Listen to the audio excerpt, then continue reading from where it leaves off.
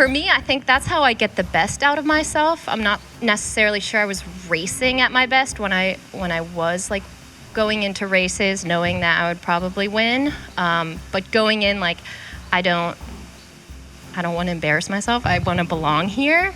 It does bring like my own level of racing up a notch as well. And how I handle it is just focusing on small, achievable goals that I have control over in the race. For example, I'm going to be more aggressive in the swim today. I am going to try to get up to that first pack in the swim. Or on the bike, I'm just going to focus on holding a certain amount of watts, or just being aggressive and going with the race and seeing if I can stay with the good athletes today. So I think small, achievable goals for me has reframed that like big, scary thing into how can I execute my best day. You never will have a performance that's like 100% goes according to plan, or that you will be 100%. There's always something you can improve on. And especially for me right now, there's so many things that I need to go back and work on, but I feel like that's what also keeps me wanting to keep training and be in the sport. Is like there's so many things you can improve on, and even if you think you're getting better, like there's always more. But yeah, before the races, I don't really think you really know you're ready. And then during the race, kind of going back to what you were saying this morning about staying present, I really found that very powerful in my last two races, to just leave all the expectations, leave all the chatter that goes on in your mind aside, and just really focus on getting the best out of yourself. You do have to enjoy the race, but I mean, there obviously will come a point where you have to push a little harder than you have ever done in training. And for that, I feel like it's really helpful for me to just stay present, stay focused, and just try to get the best out of myself. So I knew it was going to be a big jump. So you're going from age group racing, and in my situation, I had been at the top. So I was pretty much rolling into races, you know, kind of with a confidence of knowing I'd be at the top of the race, unless something terrible happened. So when you kind of go into that race, you know, you have a confidence, and you know your worth. And so then going into the pro ranks, you know, now you're going from the top to the bottom again. And so it's kind of learning and getting your footing and your grounding again of where you are and your racing. And so, yeah, this year has been super interesting going from that, because I'm kind of rolling up to races and I'm like, ooh, do I belong here? You know, should I be here? You know, what if I get in somebody's way that's, you know, a veteran racing and all that stuff. So it's kind of the mindset for me. Like, I know the training's there, the ability's there, but it just comes down to, you know, finding the confidence in myself.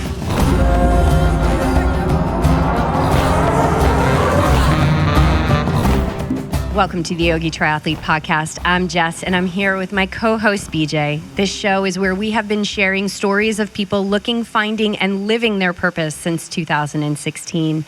We're excited to have you join us for this very special episode. We are coming to you from Canyon Bike's showroom in Carlsbad, California, in front of a live audience. And in the company of some spectacular athletes. Today we come together with KIS Coaching, and we welcome co-founder and coach Scottie DeFilippis, along with professional triathlete, coach, and Scottie's better half, Carrie Lester. You're welcome. We met these guys in 2019 when the four of us gathered for our first live podcast here at Canyon, and since then we've stayed connected. BJ has shared many, many, many Saturday miles with these guys, and we're honored to now call them our friends. Also with us today are three KIS Performance athletes and the stars of this episode. First, we have Mollie Hebda, who since turning professional in 2021 has 5 top 8 finishes in the 70.3 distance, including 2 fourth-place finishes just off the podium. She recently received a wild card to race against the best in the world at the PTO Open in Dallas, where she finished 17th. Mollie served as an active duty Marine for 7 years, and her husband is currently serving as a U.S. Navy SEAL. She comes from a family with 6 siblings, including an identical twin sister who just completed Kona. We thought we saw you out there, Mollie. All of whom have served or are actively serving our country today. In 2019, Mollie transitioned to the reserves to have more flexibility to pursue racing at the professional level. Next up, we have Britt Vocke, who grew up in Northern Virginia and after competing in every sport imaginable, realized that swimming was her true passion.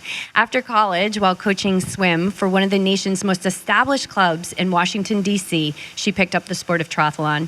Before Britt turned professional in 2021, she was found cleaning up in the age group category. In 2019, she was the overall age group champion at Ironman 70.3 Super Frog. In 2020, she was the overall age group champion of Ironman Florida. And in 2021, she took the overall age group win at 70.3 Oceanside. During her time as an age group competitor, she qualified for the Ironman World Championship in Kona twice and the 70.3 World Championship 3 times. Britt turned professional in 2021, and at her first pro-Ironman race in Cozumel, she came out of the water first with Carrie right by her side. And this year, she has raced herself into 2 top 10 finishes at Ironman. Next up, but certainly not last, but although last, we've got Sebastian Radilla.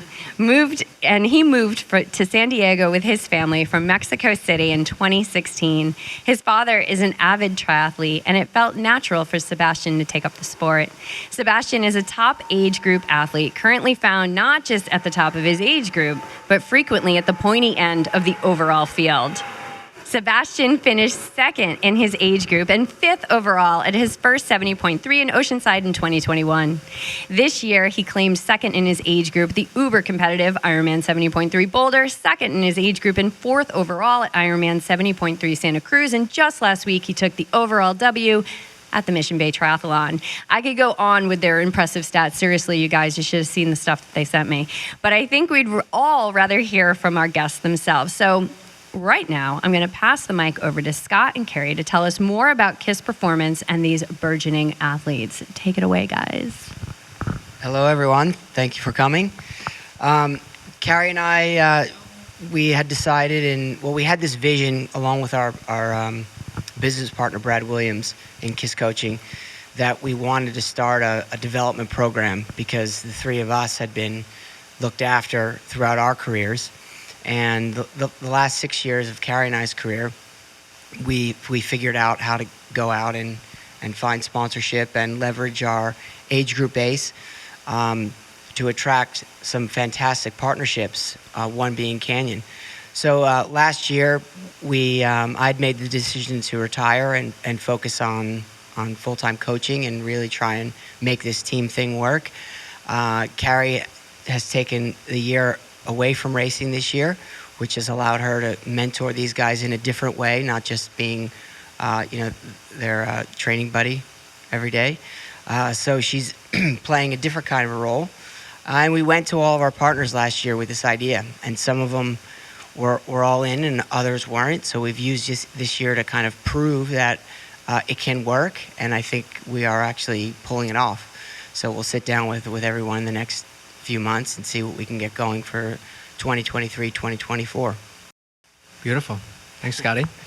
I'm sure we'll have more, dive into that a little bit more. But going back to that podcast in 2019 when we gathered here, you had talked to me after and said, hey, why don't you come join us, for a ride sometime? And that was my introduction to the program that you guys have developed and allowed me a front row seat in this development experience, being able to ride with the group and be there to see how they work with their athletes, how they manage expectations, and how they help assist their athletes in fulfilling their dreams. And from that day, of course, I had the hesitation of going out with these amazing athletes and wondering if I would be dropped off. And that soon passed because they're an extremely welcoming community and really believe in the development process and the patience that it takes to carry athletes through becoming a top age grouper to the point of when they want to make that decision to go and give the pro lifestyle a shot. So My first question, I'm going to direct over to my training partner over there, Brittany. I've been riding with Brittany probably the longest.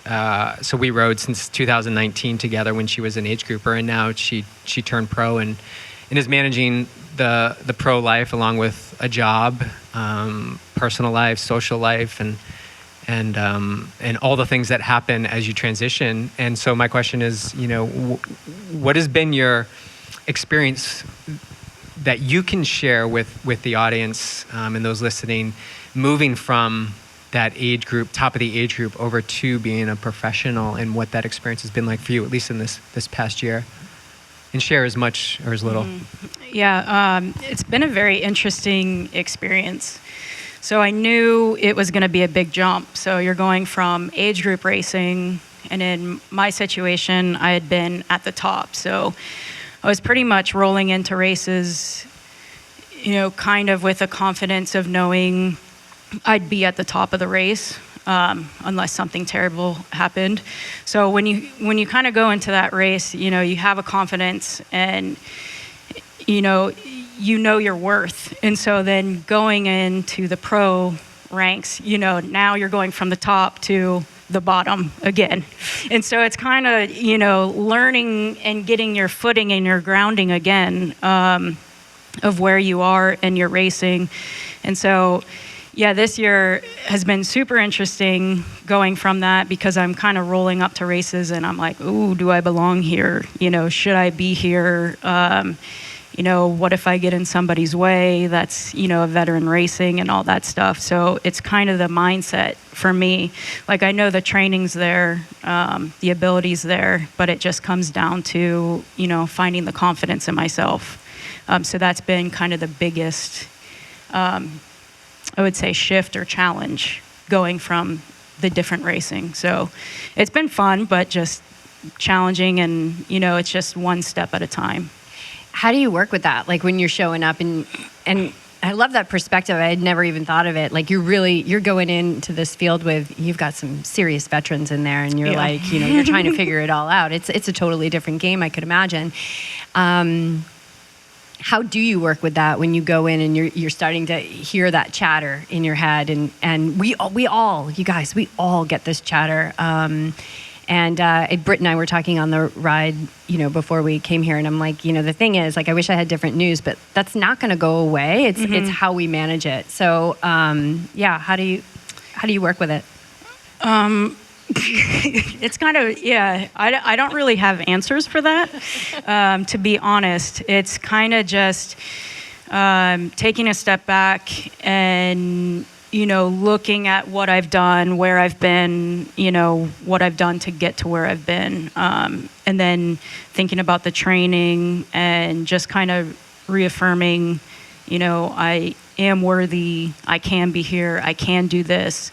And I used to work with a lady who, she was a phenomenal athlete herself in college.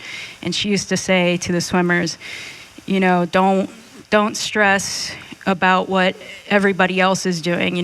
They're people just like you are. They put your pants on the same way that you do, one leg after another. And so when you kind of take a step back and you realize, oh, they're just people too, just like me, it kind of takes away from that power they kind of have over you, thinking, oh, they're so much better than me, Yeah, what am I going to do? That's a great answer. And that phrase you just used, just like me, it's actually a mindfulness technique where you're like, okay, just like me, they have their favorite pair of pajamas, just like me. Sometimes they get scared, just like me. Sometimes they stub their toe. And it levels the playing field.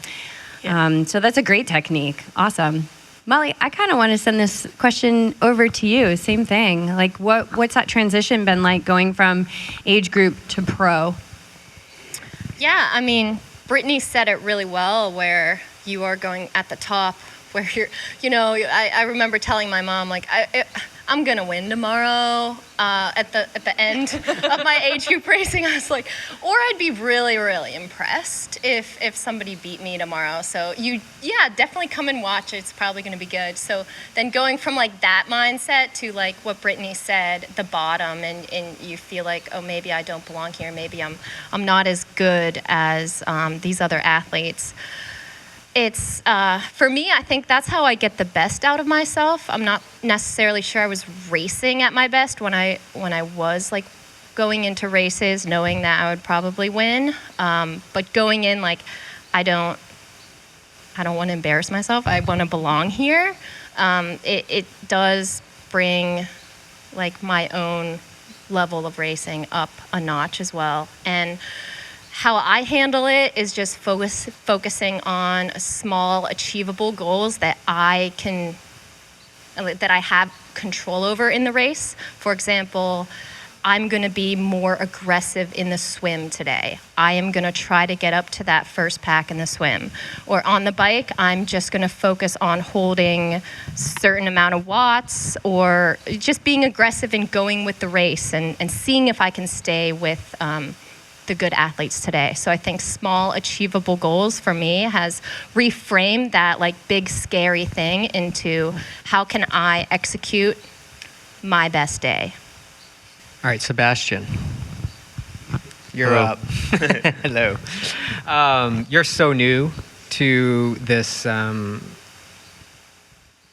this arena, this exposure to professional athletes and working with a coach. In this short time, what has been one thing that you can kind of pinpoint that you've taken away from Scottie and Carrie, or maybe Britt and Mollie, that you've been able to utilize maybe in your racing, maybe in your performance last weekend? Yeah, I think more about having a coach is take some of the pressure away from you from like trying to figure out everything by yourself. And having a coach is really helpful in that you just worry about your training and you let the other job for the coach. So, and yeah, surrounding myself with professional athletes obviously raises the bar a little bit and holds you to a higher standard, because this is what I also want to do in the future, and I want to pursue this as a career as well. So I think having being surrounded by professional athletes like even Carrie just shows you the discipline and really what it takes to get there. And for me, really helped me decide whether this is something I want to do in the future, because I mean, like Coach Scottie was saying, he always tells me I was just playing triathlon before I joined them, which in a way I think is kind of true, because I was just doing it for fun. And obviously some of the sessions we do now are very different, and being able to train with all of them was very eye-opening experience, and just realizing that yes, this is something I want to pursue, but it's definitely going to take a lot of work, but it's just good to know since the very beginning. But you're still having fun. It's just Yeah, a of different course. type of fun. Maybe not as much. Yeah, I think right now for me it's my main focus is just having fun. I mean, pressure is something that you have to earn, and thankfully I haven't earned any pressure so far. So I'm just racing for fun and just getting more experiences, racing, making friends, and just having fun. Yep. Actually, I want to throw this back to the coaches, Carrie or Scottie. Either one of you can take this. For Mollie and Britt that are racing professional, and Sebastian that's going to be stepping into that arena, how do you guys as coaches kind of balance that, okay, it's time to get to work, and also keeping things light and enjoyable so that motivation, I don't necessarily love that word, but their drive to continue stays fresh, as opposed to just almost like a grind, like a daily commute, like I have to do this. How do you guys balance that as coaches, like this kind of having fun, keeping it light, but also getting to work and getting the work done? The year is structured in a way that has different types of stimulations. So when you start the year off, you're doing a more of shorter VO2 work. And then as the year goes on and you get back into the base kind of race prep. This past year was the first year we took Mollie and Sebastian away to Park City. And Carrie and I were so lucky throughout our career to spend 8 summers in Switzerland. And last 2021, what year are we in? 2021, we went to Park City for the first time to help her prepare for Ironman Coeur d'Alene and then subsequently Hawaii, which ended up being canceled. And we had been looking for a base to bring the squad. And I think we found our summer high altitude base. So as the team grows, hopefully that's a way of stimulating the guys, getting them into new roads, different routes, running routes, a new pool, so you're not kind of stuck in that same cycle.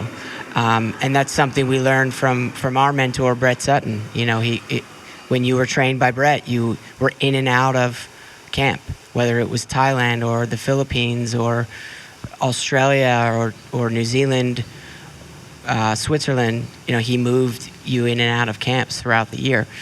We based here for a few reasons, one of which is Palomar, because that mountain makes you an Uber biker. And if Palomar wasn't here, we probably wouldn't live here, to be honest. It's just such a tool to have in your bag. But also the weather. So the idea was that, you know, we really only have to take the guys away in the summer months to get that stimulation, because this place is by far, in my opinion, the best place to be, you know, 12 months out of the year, certainly, but definitely during the winter months. Yeah, I think I agree. Everything you just said, Scottie, with, you know, changing your environment is important to keep you stimulated. And yeah, we had a lot of that. We've had a lot of that in our career. And once we found our groove, Scottie and I, when we were both racing, you know, heavily racing, we were moving around a lot. You know, we would spend a summer in Australia, or we went to Thredbo. The winters here we would spend, you know, summer in Australia or Thredbo. And then here, when it was summer here, we went to Switzerland. So we moved around a lot. So we were constantly stimulated by, new places, new faces. So whenever we would go to those training camps, you know, we had friends, we met people everywhere we went. So we had different people to train with, other than our core training group. So we were always kind of bringing new people in that just added something extra to the group, you know, at different times of the year. But it's important with the group that we have, and it's, you know, I have to remind myself about it a lot as a coach, and now that I'm the veteran of the group, I guess. Thank you for reminding me a lot. But they're so young. You know, Sebastian is 20, and he needs to have fun. You know, go out with friends, go to the beach, you know, go and do things outside triathlon that if you don't do that when you're young, in your early years of developing, triathlon quickly can become a chore and you don't enjoy it. So we have a very balanced life. We like doing things outside of triathlon, surf, go to baseball games, just do anything other than triathlon. So, and we try and show the group as well, like it's important to still, you know, be able to do those things. When you train, but we encourage, you know, to do things outside of the sport, have hobbies. And I think I just want to add to that. There are certain times of the year where you have to buckle down, right? And then there's times of the year when you can sort of play triathlon, like Sebastian was doing for 5 years. And we're at the if you nail that meat of the season, then you can kind of unwind. We're entering that period now where the hard work's done, go out and race and have fun, and then you shut it down for the off season and start again come January, February. I think that's where the athlete can look at when they finish a race. They can say and actually be affirmative in saying that they gave it, you know, they really dedicated themselves and put in the work that was necessary to have the performance they had. Because all too often we finish the races and we say, well, I could have done this, and they start the beating up starts to happen of like, where could I have done this and that? If you plan it well, which sounds like you guys do, you really focus in on the weeks leading into the race, really get down to hardcore work. You can go have that race performance, whatever it is, and you know that you're fit and strong. You know, I know when you guys come back from Park City, like, I got to be careful if I'm going to go on a ride with you. Absolutely. I might need a head start. But that's doing the work necessary to have that peak performance. And this goes to my next question I want to ask is, how do you know? How do you know as athletes? How do you know you are putting yourself on the line out there, like you're giving it your all? You're not having that second guessing of, I could have done this. And that's kind of natural in the process as you begin to gain experience in racing. But how do you know you guys are giving it all out there? I'll start with Mollie. Yeah, that's a great question. I think it's something that you learn along the way with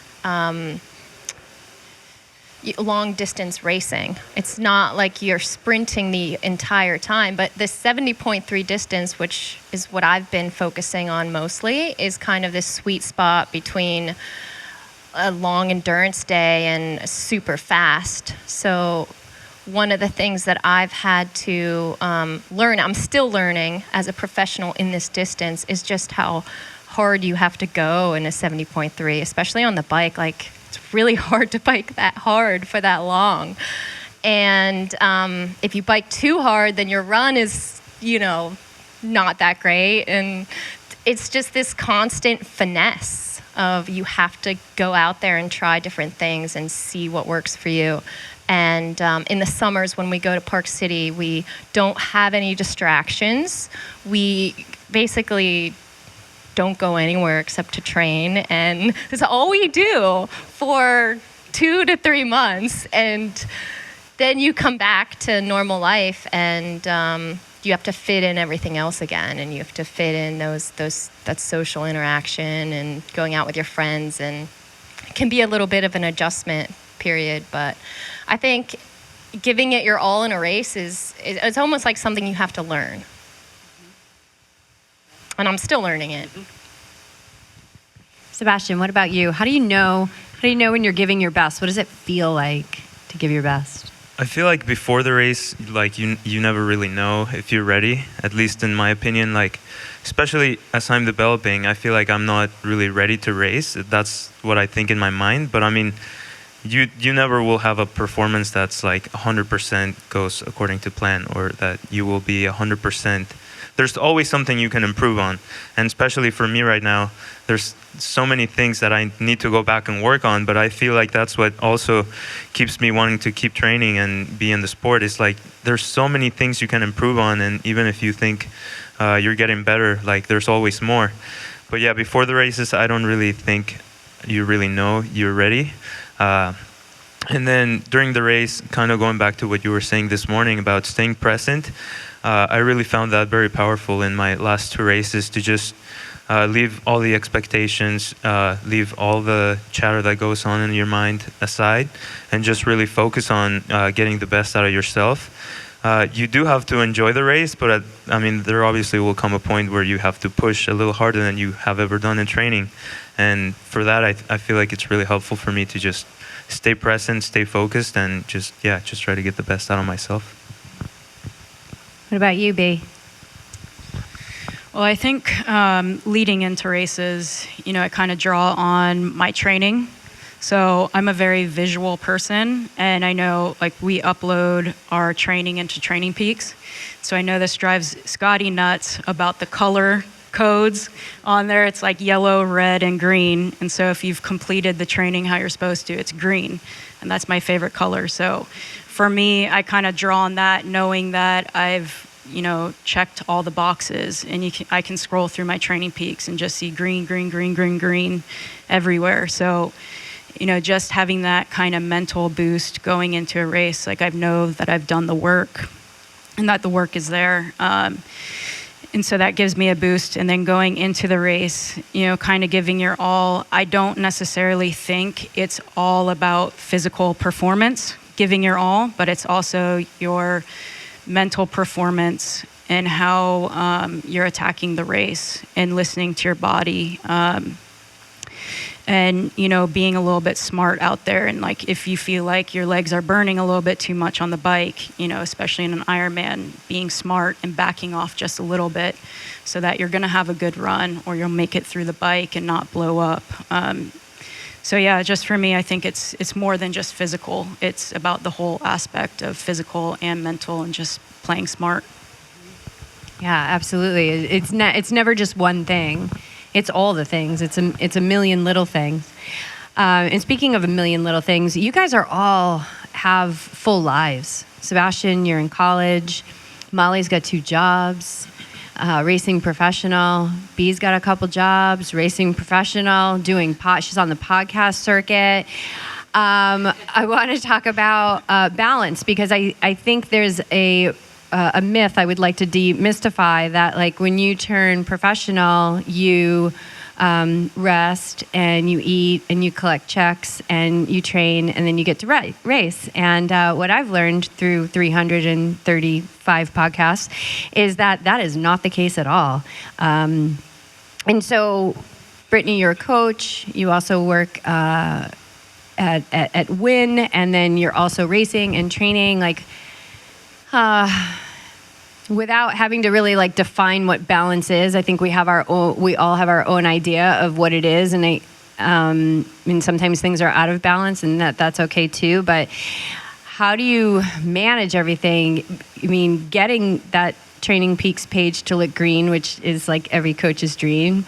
How do you balance it all? Yeah, it can be pretty tough. But I have a really good support system with Taylor. She's really encouraging. And I pretty much, I'm not really by nature a scheduled person, but I've learned that if I want to make this happen and I want to accomplish my goals, I have to be structured.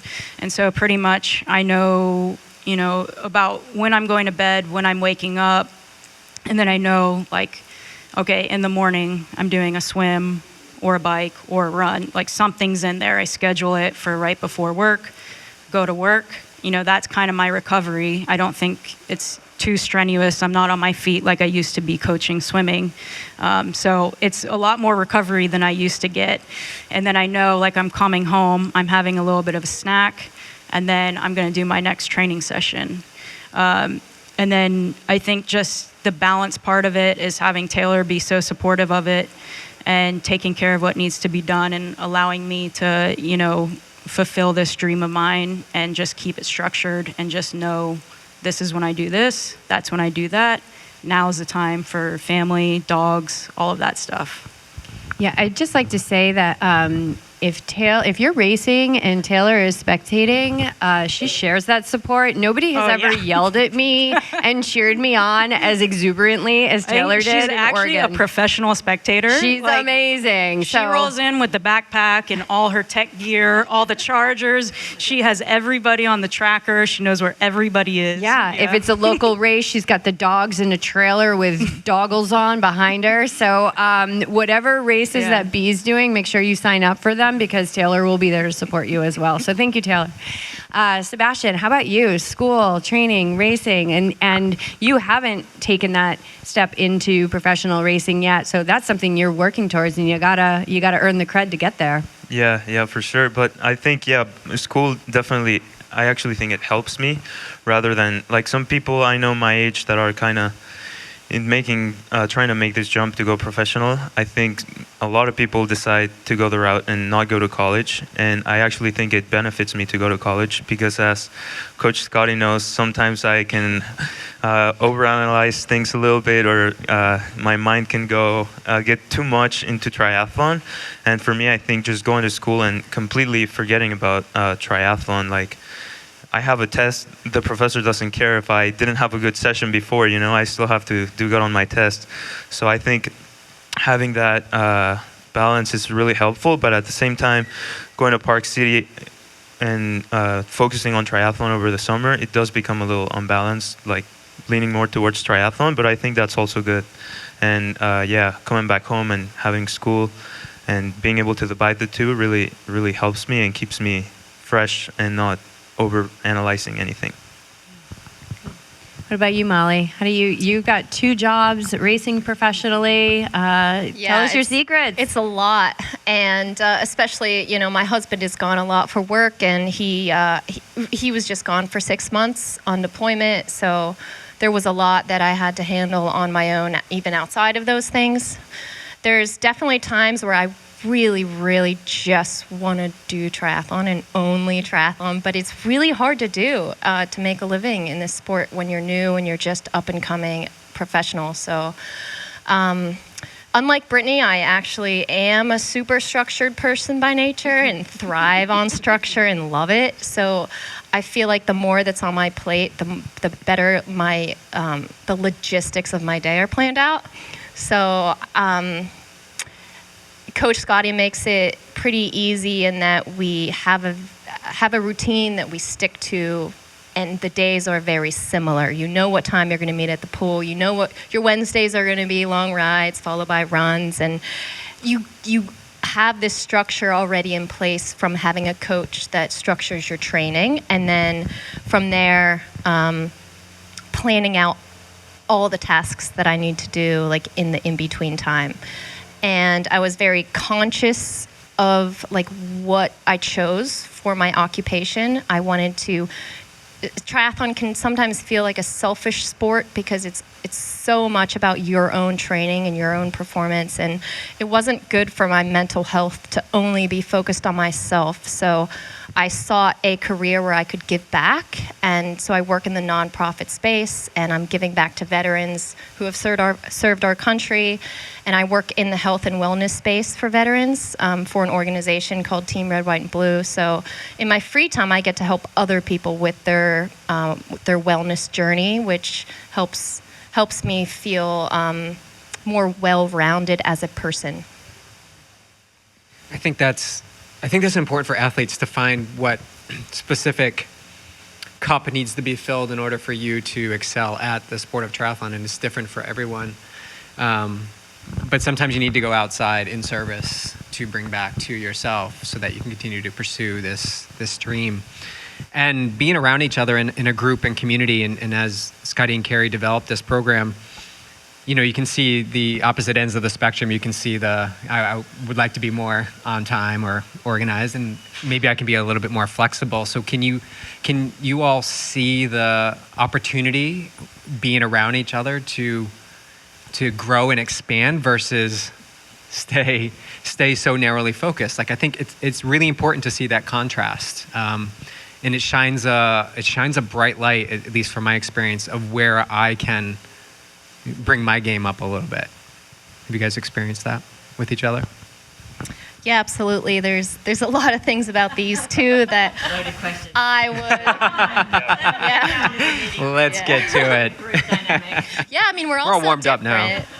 I'm not sure I'd still be doing triathlon if I didn't have people to do it with. It's really hard to do alone, and I really believe that if I had not found Scottie and Carrie, who live here, and I get to see them in person, it would have been really hard for me to do this all by myself, for sure. Yeah, I think having someone else doing those sessions with you is pretty helpful, just knowing that, like, the pain you're doing with other people is like, what's the phrase? It's like half the pain is like shared pain is half the pain or something like that. So I feel like that definitely applies here. And I also think, like, whenever I'm still learning, so sometimes I will show up to a ride and then get like 3 flats in a row. And I think that definitely helps everyone with their patience, I guess. And yeah, you're welcome. But yeah, I think the group dynamic definitely helps, like Mollie was saying, to stay, make it more fun. And just this Tuesday is gonna, our friend Twinkle Toes, Adriano, is gonna get here. And yeah, it's just super fun having more people join the training. Yeah, it's just the group dynamic. You know, we all have our different strengths and weaknesses, so we can all help each other in some way, you know, whether that's getting physically better or being more flexible or being more structured or whatever it is. So the group, we're stronger together and help each other in some way, shape, or form. I just want to add something in here, B. I think I'm just going to add in something that Scottie and I experienced as well when we were racing professionally, probably in our kind of mid years of racing. We were both training with Team TBB under Brett Sutton, and we would go to the camps in Switzerland. And something that I always remember, when we would turn up to the pool on Monday morning at 7:30 on Monday morning every week, there was always someone or multiple members of the team that had raced, over the weekend. And some had raced well, won races or podium, had a good race. And then there were others that, didn't have a good race. But the importance of that was that we would all show up together at the pool and just get on with it. Whether you had the good race or the bad race, there was always someone there to help you carry on. It's just having that support network where if you're on your own and things aren't going well, it's difficult to get yourself back on track and find, that direction. But if you have the group there, you don't have a choice. You turn up Monday morning and you're back at the pool and you're back to work all together, and everyone's working to get to the next race. And that's what we're trying to encourage with the group. Yeah, and it also encourages this, letting go. Okay, we're back at the pool now, time to move forward. And a lot of times we can just drag around these trailers of the past, our successes and our failures. And it's super important in order to step into, our peak performance and being the best we can be, to let go of all of it. That, the yogis say that life is a passing show. And to cling to even an instant of it will create tension in your life. So I always think when I come off of a race, good or bad or whatever, it's like the lessons are now embodied, or the success is now a part of me, and I get to take that and move it forward. I don't need to rehash it. That repetitive neural looping that we are so, so good at as humans. And actually, I think that's a great segue into this question. And whoever wants to answer it, I'm going to send it over to Scottie and Carrie, but I'd love to hear from the athletes too. Is what do you think is, or what have you seen is holds athletes back from stepping into their best self, their best performances? It is easy. Expectations suffocate athletes. And a lot of times, and this is I actually had a conversation with, in Hawaii, we were lucky to be around a few of the female pro husbands, and we played a round of golf together, actually 2 rounds of golf. And Billy, Fenela's husband, he and I were discussing that it's a problem in triathlon, that this over-expectation. The Norwegians have set the bar so high, and now you have kids like Sebastian coming up thinking like they're a failure if they don't get to that point, and you've got to manage that. It's my job to manage his expectations, help him manage it, if that makes sense. Mm-hmm. Yeah, I think 100% expectation. It's easy to look around, what others are doing. It's, that's who we are. It's human nature. That's naturally what we do, right? So I think, we try our very best to encourage our team and others and athletes who we coach, to just keep focusing on the process, their process, not anyone else's. It's their journey. Everyone progresses through this sport differently. They come from different backgrounds. They have setbacks. Everyone has their own journey in this sport, and it's just to try and bring that focus back to yourself. And it helps for sure when you have the guidance of a coach, or you have the support network that keeps bringing you back to your journey.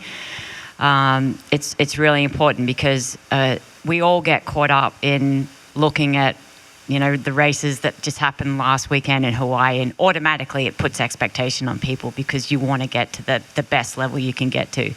But look at where you are now and just understand and accept that is where you are, and then just make small steps for yourself. But it's all about 100% managing the expectations. Remember our Philip, our yoga teacher who we trained under, he used to always say, he's a very passionate guy, and he would always say, expectations ruin the future.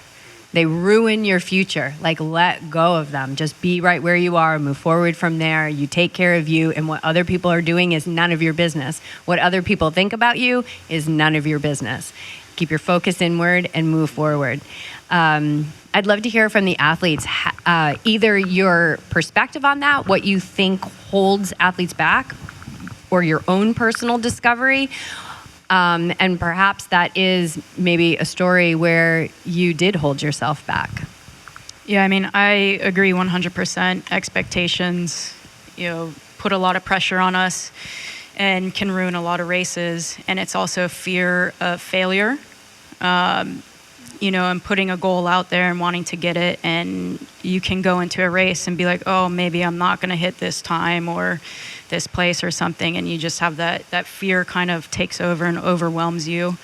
So, I mean, my advice, not that you're asking for advice, but of how to... We want all the advice. I mean, the way that, because I've seen this with my athletes, swimmers, and even my triathletes, it's always about setting process goals, not outcome goals. And that's what I do for myself. And I know that, even if I may have a disappointing race or disappointing this or that, whatever, if I can go back and I can look at, okay, I hit this process goal and I hit that goal and I hit that goal, I know that eventually it's going to lead to the outcome goals. It may not be when I want it to be. It's most likely not going to be when I want it to be or when anybody wants it to be, but it's going to happen when it's going to happen. And so just having those process goals, kind of reels you back in and puts you in check.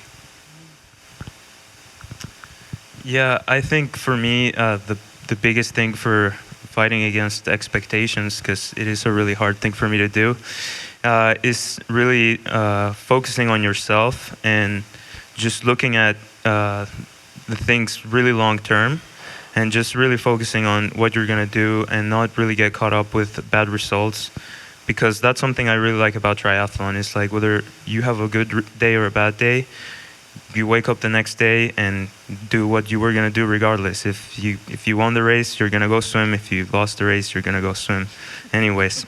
And also another thing is having confidence in yourself. I think kind of what B was saying about really seeing your training peaks green, the whole thing, that's something that really, as an athlete, gives you confidence, just knowing that you did everything you could to prepare yourself. So I think once you do that, there's not much else you can do, and just trust in yourself and trust in the work that you've been putting in. I'll tell you when I did this very poorly was I think one of the things I need to work on the most is just being confident in believing in myself, because there's been some races where I've been around some really good professional women at some parts in the race, and I have told myself I don't think I can stay with them because they're just so much better than me. And I don't think I should be swimming next to this person because they're too good. And then getting in your head and backing off a little bit when, hey, maybe you could have stayed there if you believed in yourself a little bit more and had a little bit more confidence. So, and I think building that confidence in training is important. And then the next step is executing it in races. When we first arrived here, and Jess here at Canyon before the ride, and Jess did that breathing and shared with us the thoughts that we have, the thoughts that we create, the thoughts that we're indulging in these. They're very rarely helpful, aren't they? So in those experiences, so you have these thoughts, you're in the race, how are you ever going to compete or be with him? The thread to pull on is that you still continue to move forward, and you can still continue to get out there and fight. And I think that's the quality of an athlete who is just committed and passionate about believing in themselves deep down that they can achieve what they want to achieve. It's detaching from that timeline, as Britt was talking about. Like, the things will happen. It will happen. When, if you get wrapped up in win, man, that's a suffer fest for sure. You're going to be tossing and turning, but just allow those things to sort of free themselves, but just continue to stay on course with what feels good and feels aligned with you. Those are all good points. I want to hear, unless you had another question, I want to hear me from Scottie and Carrie what your vision is next. You know, where does this go? Where does this development go of KIS Coaching and the development of the athlete program and bringing a community together here to come train in Southern California and Park City? Like, this is where you've come to, and looking at the past is good. Like, you see how far you've come. Now you're here. Now you're here in Southern California training every summer in Park City. Where do you see it going next few years? Well, hopefully, Sebastian's little sister is going to join the squad in the next 12 months because she's chock full of talent. It's good to hear the guys recognize the value in the group dynamic. I've been very outspoken in the way I want to coach people at this level. I only want to do it in the group dynamic because it benefits them. It helps them grow as human beings and be less self-centered, which is why we've structured the business side of things the way we have in the sharing of commissions of sales. So our age group, for example, when we sell bikes here for Canyon, we're putting money in their pockets. Same with apparel and nutrition. The coaching business, Brad, Carrie, and I decided this year that we're going to give them bonuses. So if you finish top 3, we give you a bonus. There's no coaching companies out there that I know of that are doing that. How we're going to grow, we just like the business, everything is word of mouth and very organically. I'm arrogant in that I know we are a great team and offer a world-class program, but we're not going to get into the business of poaching athletes. We want athletes to kind of hear about us and then come to us. I would love to start some sort of a development program with kids. I think part of what makes the Norwegians so special is that they started young. And we don't know what's going to happen with the evolution of the sport, right? These kids are so young and they've been doing triathlon for so long. What's their body going to be like at 30? Their endocrine system. And I always thought the best upbringing for junior athletes was exactly what these two did. Cross country, track, and swimming. Not forcing triathlon because it's so hard on your body and mentally, just committing to it. So in a roundabout way, we're going to find out, are we at a spot where the sport has evolved to a point where we're like golf and tennis and you've got to get kids in early? Or can you bring people along a little bit slower? Like, what's her name? Who won the PTO? I always forget her name. The American girl. Taylor. She was a cross-country swimmer and dabbled with the bike. That's a more healthy way of going about things. So we'll see. But there's definitely an interest in helping some juniors if they're interested. Sure. You kind of just summed everything up, really. I'm not sure if I can add much more. But yeah, it's really just to grow the team, the development team. So these guys have more athletes that they can train, but then they can also, one day they're going to be the veterans of the group because we can't go out and ride with them anymore. We're getting to the point where we're too old or we can't keep up. Or we don't want to keep up, okay? You can ride with me, Carrie. We don't want to keep up. When you guys get too slow for them, you can come ride with me. But, it's all about, just bringing through the next generations, like, constantly. So eventually they will have development athletes that are looking up to them and they're leading the group and mentoring those athletes, and that's going to make them feel good and confident that, they've gone through the process. They're the experienced ones. They know everything in and out about the races that they can share with these new athletes, and that's fulfilling. So we want to be able to grow that team, and then we have the age group team as well that looks up to these guys.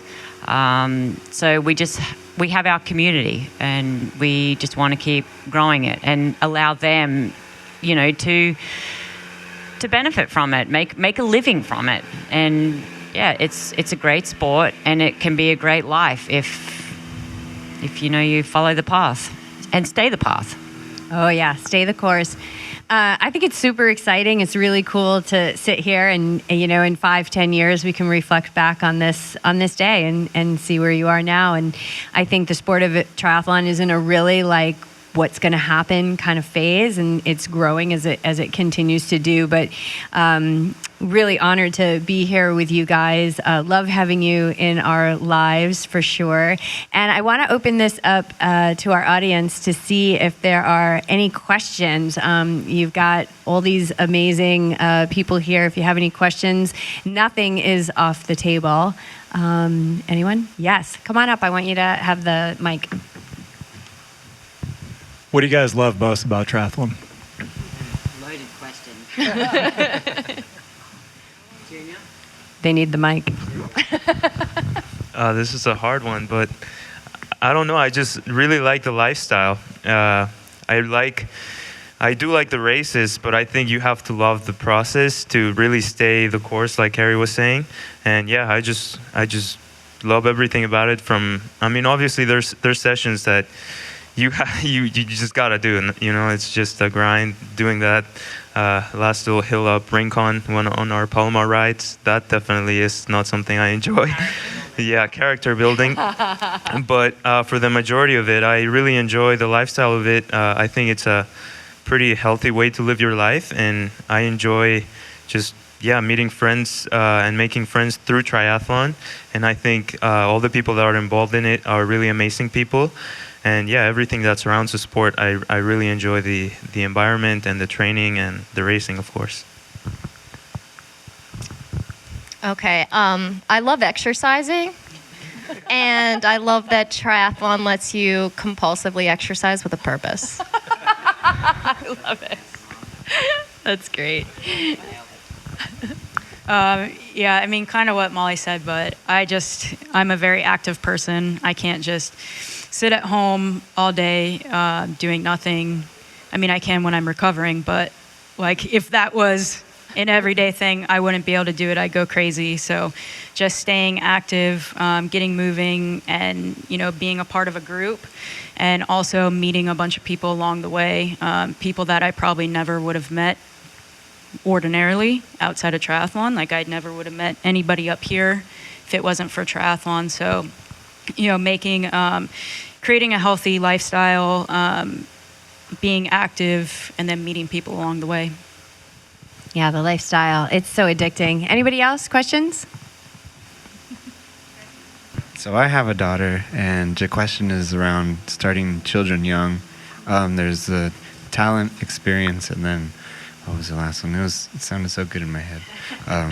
Either way, like obviously, like how you said, Scott, as you go through life, what you do develops your body in that light. So what would be the more like best way to expose your children? I do music and stuff, so I'm thinking like 3-year-old on a guitar, or like 3-year-old on a bike, or like, you know, but yeah. And when did y'all get started? You know, were you young? Oh, passion. You know, you see a lot of passion, talent, and experience. So is it the passion? Because, you know, you have the kids that grow up and they're like, I hate this, my dad made me do it. Or, you know, oh man, I love this, and my dad got me this. Or, you know, so yeah, just in that realm. Kids. Well, we don't have kids yet. Fingers crossed. But I have nieces and nephews. And I think there's no right or wrong way to raise your kids. You've just got to, my observation is let them find their passion, and then support them in any way the best way possible, so that they can pursue their passion. Whether it's music or it's sport, it's really up to them. And you can tell, right, like what your kids are into. When I was a kid, it revolved around the seasons. So in the fall, I played football in the neighborhood, and in the winter it was ice hockey, and then in the spring it was baseball, and then finally found my way to long distance running, and that became my passion, which led to triathlon. Does that answer that question? You know, I agree with the kids, and you know, letting them find what their interests are, like what sport, like if they're into sport, let them play whatever sport they want to play until they, you know, they're going to find what they enjoy. If I was going to encourage, I mean, I'm obviously Australian, so I grew up swimming. I was never a competitive swimmer. My mother never wanted to take me to the early morning swim practices. She wanted her sleep. So she was focused on that. But, you know, I grew up playing lots of team sports, actually. Netball, softball, water polo. So I was more kind of the team sports, but I also ran track. So I kind of had a balance of both the team and the individual achievements as well. But if I was going to put the one thing I always regret is swimming. Like, I would have swum more had I have been more focused on maybe triathlon and swimming like early on. And I see a lot of sort of late teenagers and athletes in their kind of early 20s that discover or want to discover triathlon, and they haven't swum. They haven't grown up swimming, and it's the hardest thing to learn to do when you're an adult. So for kids, if you can get them in the pool at an early age and they enjoy it, it teaches them discipline. They follow a coach. You know, it teaches them a lot early on, and they carry that into any other sport. It also helps them burn a lot of energy. That's true. But if I can add this, if we're talking triathlon, so my nephews are soccer players, and all of the kids in the family, we're all cut from the same cloth. Every single one of them can run. They just have it. You can tell. You go to a kindergarten class, you can see which ones can run and which ones can't. And all of my nieces and nephews can run. And my nephews now are at the point where they're pursuing soccer, and I'm dying to get them into triathlon. Just get them swimming. And they can both swim. And they can swim, but they're not in a program. But they're not my kids, you know. I say to them, I call my sister and go, listen, let's get them into swimming. And it's funny because my nephew called me on the phone a few weeks ago, and he was upset because he's getting bullied on his soccer team because he goes to the Catholic school, and the soccer team is the club public program, and so he's not in the same school as them, and they're picking on him. And my sister's in the background going, well, maybe it's time he tries to swim. You know, I go, this is a great idea. Get him in the water. He can play soccer in the spring, in the fall, and in the winter, let's get him swimming. So anyways. I think, gosh, I guess I've been professionally in some capacity in like a healing arts therapy type of profession for a long time now, a couple decades. First with the body, with massage therapy, working with a lot of athletes, doing a lot of trauma release with shock trauma, athletes who have been in accidents, and then now working with them in mindset.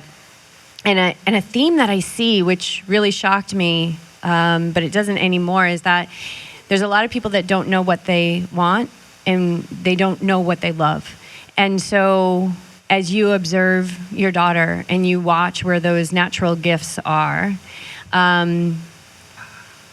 bringing awareness for her to notice those as well, so that she grows up knowing what she loves, and that she's able to harness those gifts and share those gifts and own those gifts. And those are the ones that come really naturally, and the ones that, it's like the you'll never work another day in your life type of things. And so I think garnering that awareness at a young age is so important, because she'll never lose that. And that was encouraged for me by my mom from a very young age.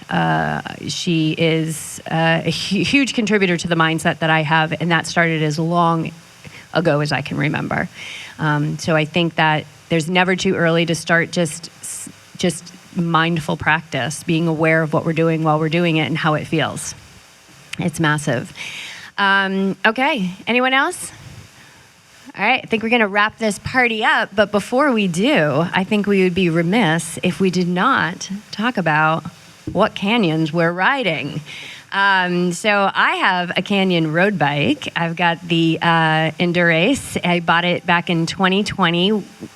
So 3 years prior, I had sold my TT bike, just taking a break from triathlon, and all I wanted was a road bike. And so I snagged this road bike, and it was just like a natural extension of my body, and I absolutely love it. And I feel like I'm a kid again, and probably racing like a kid in a way which I think is good. We got to get more childlike in our adult life.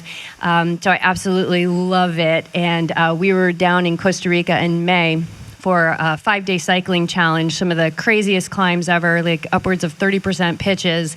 And there was a local Tico that wanted to buy it. And I was like, okay, all right, well, when we go to the park, you can ride it. And I said to BJ, I'm like, I'm just gonna give it to him. BJ's like, all right, hold on. You're not just gonna give your bike away like you have a race. Thank God it didn't fit him. It was way too small for him. But I would give it to someone just so that they could have the thrill and the excitement that I get every time I get on that bike. Yeah, and this guy Tony was actually stalking me on Instagram. He's like, that's the bike I see. That's the bike. I have the Speedmax 8, I think it is, from 2019, roughly. Love the bike. It was a big commitment for me, a big commitment in myself as an athlete. It sort of committed me to, I want to take that next level, so I need, top of the line bike. There was a point there where I was always like, I can just buy a used bike, but then when you commit to yourself, watch the pieces and the puzzle fall into place. And you just see how it all unfolds. And I was able to race it last week in Kona, and that was a dream come true. Yeah. BJ, I have the same bike as you. The Speedmax 8 from 2019. I love that I have a blue bike. So, moving to electronic shifting was a big game changer for me, I would say. But I am really jealous of the front end now that Canyon has on the new ones, and just having a fully customizable front end would be the dream. Yeah, I also ride the Speedmax. I am fortunate enough to be riding one of the new ones. I really like it, and I'm super grateful for Canyon for letting me ride their newest bike. But it's amazing. I really enjoy the adjustability, like Mollie was saying. It's super comfortable, and just being able to stay in aero the whole race. And I also ride a Speedmax, but mine is the time trial version, so it's not a tri-bike, so it's a little bit different dynamics.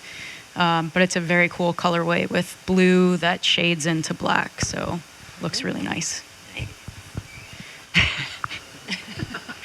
Well, as I'm the veteran of the group, almost the veteran, I am also lucky enough to have the most bikes out of everyone. Thank you to Canyon, who have supported Scottie and I for many years. We've slowly added to our collection of bikes, so I can now choose from the Speedmax, the Ultimate, or the Lux, which is the mountain bike, which has thrown a whole new level of adventure to our training programs this year. I will say that I still haven't quite embraced the mountain bike. The mountain biking, I'm much more comfortable on the road, and I absolutely love riding my Ultimate. So that's my choice of bike at the moment. Maybe next year I'll get myself back on the Speedmax. We'll see. But I've been very grateful to have the support of riding the best bikes in the business, and I'm going to continue riding them for as long as I can. Well, I no longer have a TT bike because I gave the blue movie star paint job to Brittany, which was an honor to see her race that bike this year. So I have the Ultimate, and I name my bikes. My Ultimate is Susie Q after my ma, and my mountain bike, I have this Exceed. I called Tony after my grandpa D. So I really enjoyed this summer embracing mountain biking for the first time. It was something that I always thought I would do, but I never had a bike, and we're so blessed with the partnership with Canyon that I was able to get a mountain bike this year. And so I think mountain biking will be, I'll spend the most time in the saddle mountain biking as the years go by versus the road. Well, I just want to thank everybody, our audience, for being here, these amazing athletes. Scottie and Carrie, thank you so much for asking us to, provide the space for this podcast to be recorded. Christian from Canyon, you are my audio hero. We got this thing all locked and loaded. We will be posting this up on YouTube with the video. Chris from CJ Media, you got to check him out. He's got amazing videos on YouTube. And a wonderful website, Endurus, where all of the proceeds from his YouTube channel are donated each month to different organizations that support our Mother Earth, which without her, none of us would be here. I also want to encourage everyone in the audience to come and peruse the candy in the Canyon showroom. And everybody who listens to this, we're in Carlsbad, California. We've got a camp in January, so come on down for that camp and come check out the showroom. And thank you all for tuning in. Thank you for being here. Thank you all. We really appreciate it.